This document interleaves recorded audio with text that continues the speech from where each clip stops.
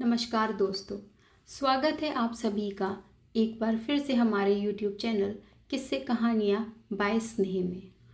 दोस्तों, आज हम सुनेंगे माता लक्ष्मी, माँ सरस्वती और माँ पार्वती जी की कथा, क्योंकि इन माताओं के बिना हमारा जीवन अधूरा है, नरक के समान हो जाता है। आज की कथा का प्रसंग है कि माता लक्ष्मी ने माँ सरस्वती जी को श्राप क्यों दिया और माँ सरस्वती ने भी माँ गंगा सहित माँ लक्ष्मी को श्राप दिया। आखिर क्या है इस श्राप के पीछे का रहस्य? आइए जानते हैं इस कहानी के माध्यम से। इस कथा में हमें ये भी ज्ञात होगा कि हम सदा धनवान और विद्वान कैसे रह सकते हैं। ऐसा क्या करें कि माँ लक्ष्मी हमारे घर से कभी ना जाए। यदि आप इस कथा को पूरा सुनेंगे तो कथा के अंत में इसके उपाय भी जान पाएंगे, जिससे स्वयं माँ पार्वती ने स्वयं माँ काली को बताया था। तो इस कथा में आपको बताएंगे कि माता लक्ष्मी और माँ सरस्वती की कृपा हमारे घर पर हमेशा कैसे रहे। यह कथा बड़ी ही रोचक और बड़ी ही मनोहरी है। ये माताएं जो हमें मनुष्य कहलाने योग्य बनाती हैं, हमारी माता हैं। इनके बिना तो हम पशु समान हैं। तो ऐसे में हम जिनकी कृपा से सुख समृद्धि ज्ञान प्राप्त करते हैं, तो हमें इनकी कृपा और कथा ज़रूर सुननी चाहिए। हे माता लक्ष्मी, माँ सरस्वती, हे माँ गंगा, माता पार्वती, आप सब अपनी कृपा उन सभी पर सदैव बनाए रखना जो भी इस कथा को सुन रहे हैं, हुंकार भर रहे हैं या किसी को सुना रहे हैं। उनको सुख समृद्धि देना, उनके पापों को नष्ट करना और सभी पर सदैव अपनी कृपा बनाए रखना। तो चलिए शुरू करते हैं आज की कथा को। एक बार माँ सरस्वती ने ऐसा कार्य किया जिसकी कल्पना कोई भी नहीं कर सकता। उनकी एक गलती की वजह से उन्हें श्राप मिला, जिससे उन्हें धरती पर उतरना पड़ा। उनके उस श्राप का परिणाम माता लक्ष्मी और माँ गंगा को भुगतना पड़ा। पौराणिक कथाओं के अनुसार एक बार माता सरस्वती ब्रह्म मुहूर्त में अपनी वीणा बजा रही थी। तभी माता लक्ष्मी वहां आई। माता सरस्वती ने उनका स्वागत किया और बैठने को कहा। उन्होंने माता लक्ष्मी से हालचाल लेते हुए पूछा कि आप अब ब्रह्मलोक में नहीं आती हैं। तब माता लक्ष्मी ने अभिमान के साथ कहा कि मैं जन कल्याण के कार्य में बहुत व्यस्त रहती हूँ। आज थोड़ा समय मिला तो मैंने सोचा आपसे मिलाऊं। मुझे सबको धन, वैभव और सुख देना होता है, इसलिए समय नहीं मिलता। मेरे बिना इस दुनिया का चल पाना असंभव है।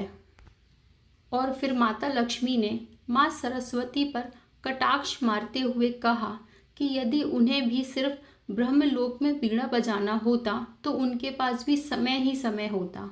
माता लक्ष्मी की अहंकार भरी बातें सुनकर माँ सरस्वती को बहुत क्रोध आया, जिसके बाद उन्होंने भी माता लक्ष्मी को कटाक्ष मारते हुए कहा, हे देवी लक्ष्मी, यह सत्य है कि आप वैभव की लक्ष्मी हैं, परंतु फिर भी आपको चंचल कहा जाता है, क्योंकि आपके पैर एक जगह नहीं टिकते, में ज़रा भी स्थिरता नहीं है।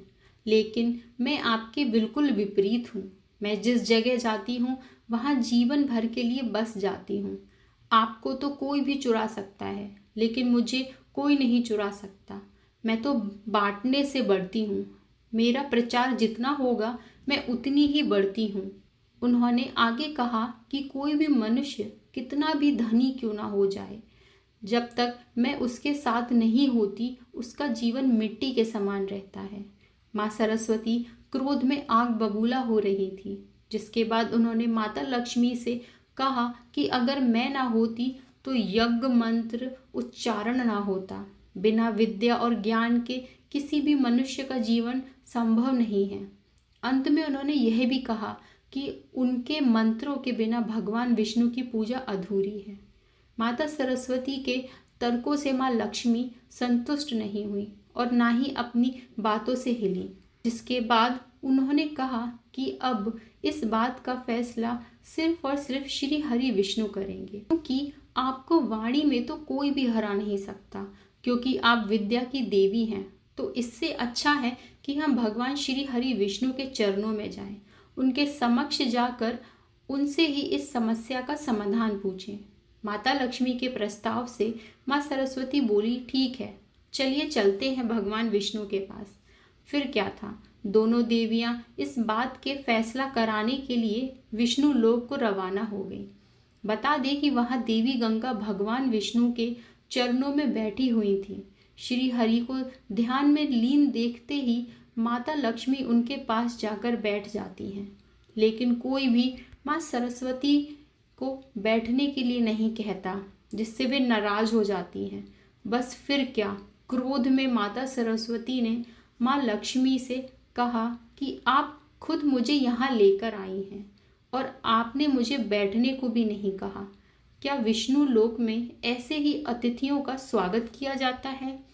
इस पर माता लक्ष्मी बोली कि मेरा निवास श्री हरि के हृदय में है और देवी गंगा को स्वयं हरि विष्णु ने अपने चरणों में स्थान दिया है।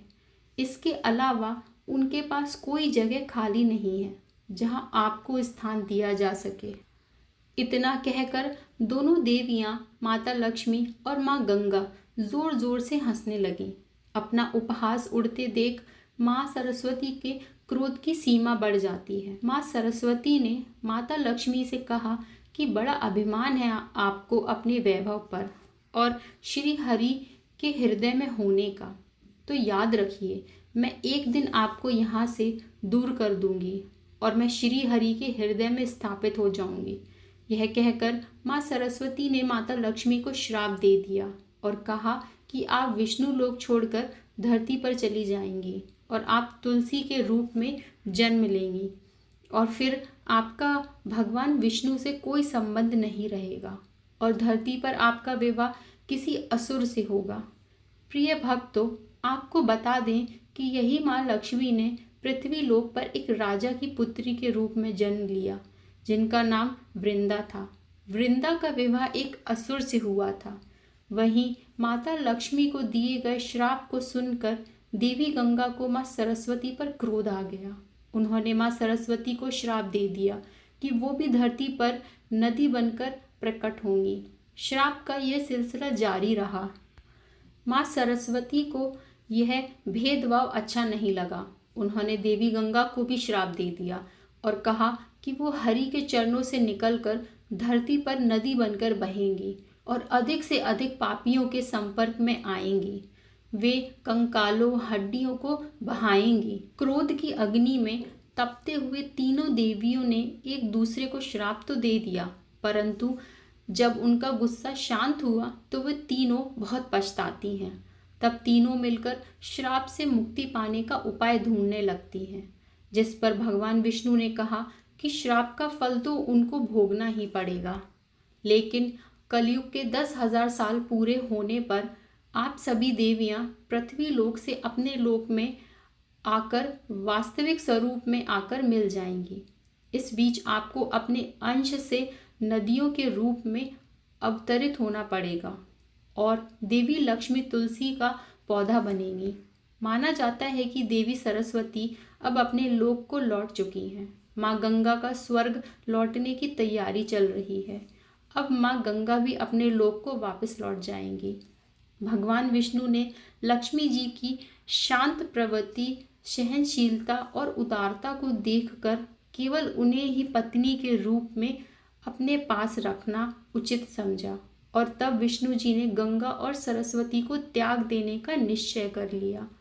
एक समय सभी देवियां वापस से स्वर्ग लोक में आ जाएंगी। अब इन सब बातों को माता पार्वती कैलाश पर स्थित होकर देख रही थी। तभी वहां पर माता काली प्रकट होती हैं और बोली, हे पार्वती देवी, आपके ही अंश देवियां माता लक्ष्मी, माँ सरस्वती और माँ गंगा आपस में लड़ रही हैं। ये कैसी व्यथा है? तब माता पार्वती बोली, हे माता काली, जहाँ लक्ष्मी है वहाँ तो सरस्वती से द्वंद्व होगा ही। ये तो सदियों से सर्वदा यही चला आ रहा है। यह सुनकर माता काली ने कहा कि यदि ऐसा होना ही है तो आप कोई उपाय बताएं जिससे कि मनुष्य के जीवन में कल्याणकारी हो, जहाँ माता लक्ष्मी और माता सरस्वती एक साथ निवास करें, दोनों में कभी भी तकरार ना हो, जहाँ ये लोग खुशी पूर्वक उस व्यक्ति के घर में रहें। यह सुनकर माता पार्वती ने कहा, हे देवी, इसका उपाय है, परंतु आप बताइए कि किस प्रकार से मनुष्य के जीवन में लक्ष्मी और सरस्वती आपस में लड़ती रहती हैं। कोई उदाहरण दे के बताइए। तब माता काली ने कहा, हे देवी पार्वती, जिस घर में समृद्धि आती है उस घर में लक्ष्मी का वास होता है। जब लक्ष्मी आती है तो सारा ध्यान उन्हीं पर चला जाता है। वह घर में खुशहाली लाती हैं और जल्द ही घर में साधारण सफ़ेद गहने पहने हुए सरस्वती को सब भूल जाते हैं और सारा ध्यान आभूषणों से लदी और लाल साड़ी में सजी लक्ष्मी पर केंद्रित हो जाता है। सरस्वती जल्द ही निराश और अस्वीकार महसूस करती हैं और वह उस घर को छोड़ देती हैं। और जैसे ही वह घर को छोड़ देती हैं, लक्ष्मी की बड़ी बहन अलक्ष्मी घर में कदम रखती है। वह घर में संघर्ष, बीमारियां और अंततः विनाश पैदा करती है।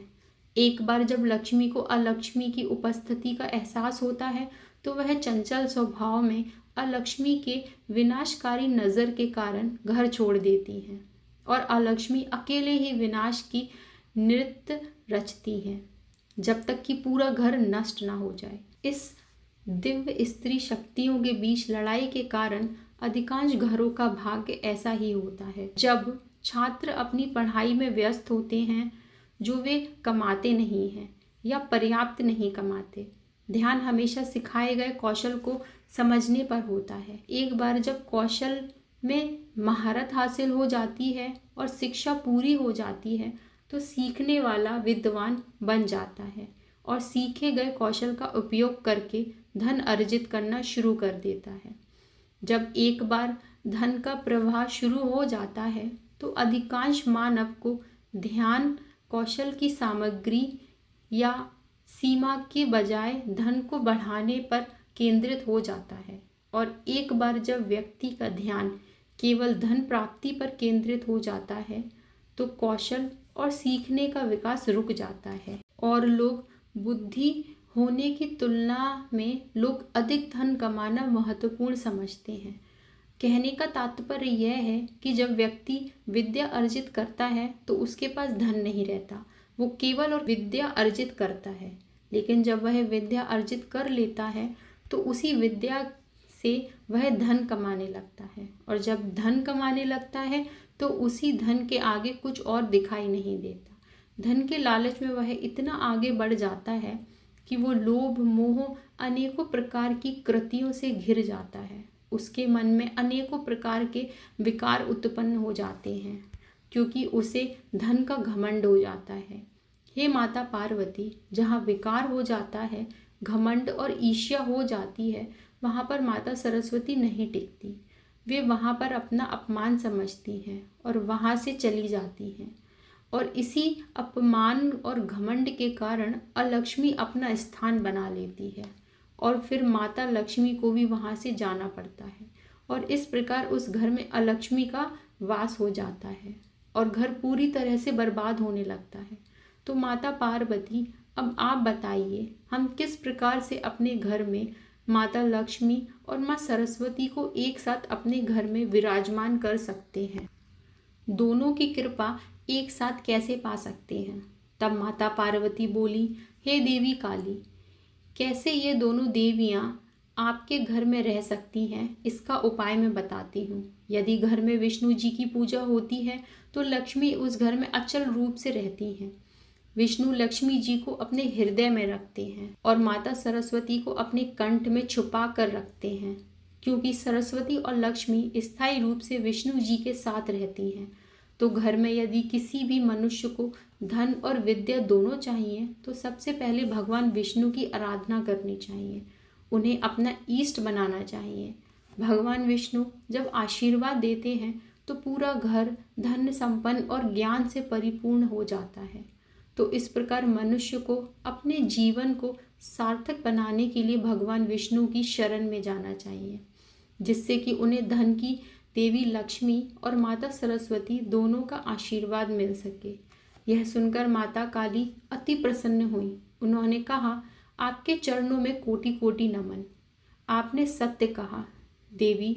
रावण एक विद्वान व्यक्ति और उच्च कोटि का ब्राह्मण था, लेकिन किसी मूल्यवान वस्तु को अपने पास रखने की लालसा उसके विनाश का कारण बनी। इसलिए हे माता, अब मुझे समझ में आ गया कि जो सिर्फ और सिर्फ लक्ष्मी के पीछे ही भागेगा वह एक दिन विनाश की तरफ जरूर जाएगा। माता लक्ष्मी को पाने के लिए उनके पति नारायण की पूजा अवश्य करनी चाहिए, तो माता लक्ष्मी बहुत प्रसन्न होंगी। भगवान विष्णु की सेवा करके आप माता लक्ष्मी की कृपा प्राप्त कर सकते हैं और माँ सरस्वती का आशीर्वाद आपको प्राप्त होगा। नारायण के बिना नारायणी यानी कि लक्ष्मी सदैव विनाश का कारण बनेगी। तो दोस्तों, कैसी लगी आपको यह कहानी कमेंट बॉक्स में ज़रूर बताइएगा, और यदि अभी तक आपने हमारे चैनल को सब्सक्राइब नहीं किया तो कर लीजिए। इस कहानी में इतना ही। मिलते हैं अगली कहानी में, तब तक के लिए नमस्कार।